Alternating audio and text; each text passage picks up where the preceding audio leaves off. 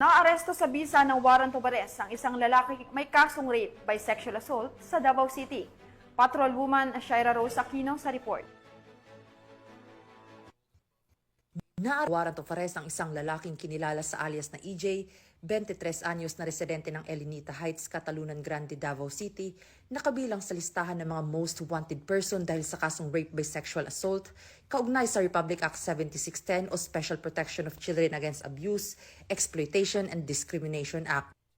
Ang nasabing pag-aresto ay isinagawa noong Hulyo 28 sa Capitol Compound, Barangay Mankilam, Tagum City sa pangunguna ng tracker team ng Tagum City Police Station katuwang ang iba pang lokal na tanggapan ng pulisya. Kasalukuyang nasa kustodiya na ang sospek ng nasabing istasyon para sa kaukulang proseso at pagsasampa ng kaugnay na kaso. Ang matagumpay na operasyon na ito ay patunay ng patuloy na dedikasyon at masusing pagtutulungan ng mga unit ng kapulisan sa paghahatid ng hustisya, lalo na sa mga kasong may kinalaman sa karahasan laban sa mga kabataan.